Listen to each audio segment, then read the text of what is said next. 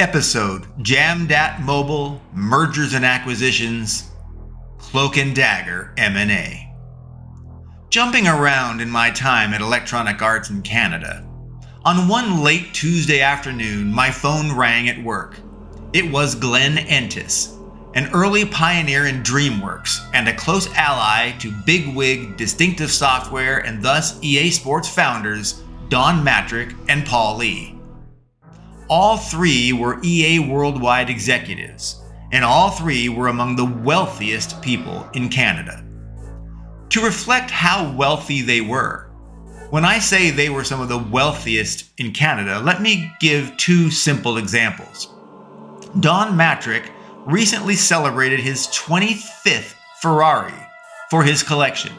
Don Mattrick had 25 Ferraris at the time, and they were all expensive collector cars over the years, ever since the very first Ferrari was made. Don stored several work Ferraris in EA Canada's executive parking row. He had that many Ferraris. Glenn Entis once showed me some rare coins from his personal collection. They were old, they were pretty, and I presume must be worth a lot of money. Well, it turned out that one coin that he showed me was worth as much as most people's houses. And Glenn had a large collection of such coins, all of immense value. Well, let me get back to the tale. Why was Glenn Entis calling me? Glenn Entis sounded gravely serious. He asked if I was able to travel to the United States, to Los Angeles, tomorrow. And he asked if I was prepared to meet with a potential developer and perform a very deep due diligence assessment on them. He acknowledged that I had no time or material to review beforehand, but he assured me that was okay. Glenn said he had heard that I walked on water technically, and the developer that we were to assess was all about handhelds, which I was also alleged to be EA's top, if not the world's top handheld technologist.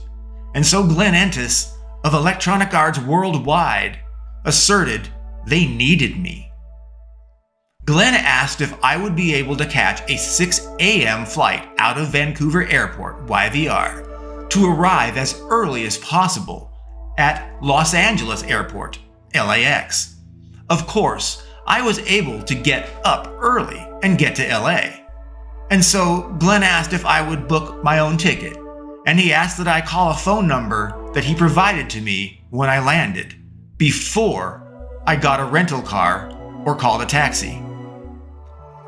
He explained someone would apparently give me directions to where I was supposed to go from the phone call, but they could not tell me anything the night before, even before I would get on the plane. It was strange, to say the least. It seemed Glenn anticipated my confusion with all the cloak and dagger theatrics, and he assured me that everything was all just last minute, so coordination was fluid. To me, though, it did not add up. It was weird. Well, it was my job, and Glenn was a very senior worldwide executive. And so I figured I just had to go forward and see what happened next. After all, my life has always been one of high adventure.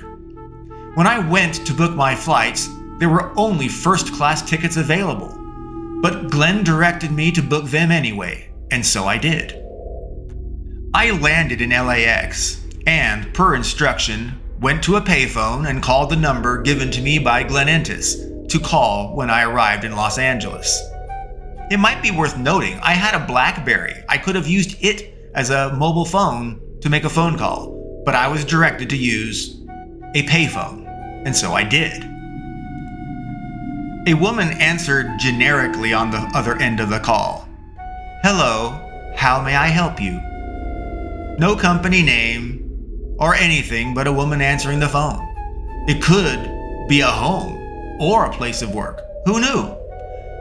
Well, I said I was to call the number to the woman. She asked my name. And upon hearing my name, she told me to go to the Hilton Hotel near the airport and ask that hotel clerk about a room using my name. That was weird. Well, I took a taxi to the nearby Hilton Hotel and entered its lobby. The front desk clerk, upon hearing my name, handed me an envelope. He smiled. "That is all I have for you. Have a nice day." Again, weird. I opened the envelope only to find more directions. I was to now go to an Embassy Suites hotel, to the one that was away from the airport, as there was apparently another Embassy Suites hotel nearby, closer to the airport. And once more, I was to inform the hotel clerk of my name at Embassy Suites for further instructions. Alrighty. This cloak and dagger stuff was ridiculous. And yes, this was all real. I had to wonder, was all this cloak and dagger stuff some kind of prank? Was it some kind of loyalty or confidentiality test? Whatever it was all seemingly utterly nuts. Well, another hotel, the Embassy Suites, and another lobby, and another front desk with another clerk.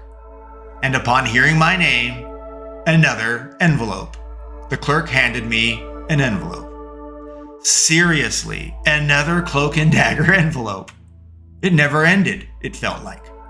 The Embassy Suites envelope directed me to go to its 5th floor, to room 512. Well, that was much easier than trekking to another hotel. I reached the 5th floor and went to room 512. But room 512 was empty. There was no one there. I knocked and I knocked. No one answered. But the door behind me to a different room opened. It was EA Worldwide Chief Technology Officer, CTO Scott Krantz. He gestured to me to follow him inside the room, and so I followed. Inside the room was a conference table and a projector displaying the contents of a connected laptop on a pull-down screen at the opposite end of the table. Glenn Entis, Paul Lee, and Scott Krantz of Worldwide EA were all there. And so were many other people that I did not know. Some were apparently EA Worldwide executives as well. Others were executives from some other company, not Electronic Arts. All the cloak and dagger stuff had led up to this moment. Scott Krantz announced my arrival and indicated that I was EA's handheld guru and technology expert. Scott declared that I would conduct full technical due diligence over the next 3 days of JAMDAT mobile technologies. And upon my conclusion, EA would adjust their financial offer accordingly to buy JAMDAT. Apparently, my opinion was going to be a big deal, whether or not they bought JAMDAT and how much money they may pay.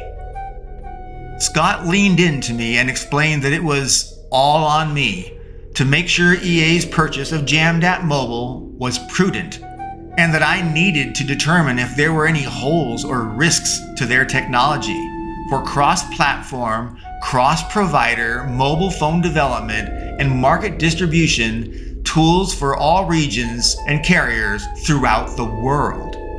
Well, I was very likely EA's most experienced handheld developer. That was true. However, I was not well versed in mobile phone development. Entirely coincidentally, I had recently programmed, entirely as a personal hobby project, a game on a phone using Qualcomm's Phone SDK.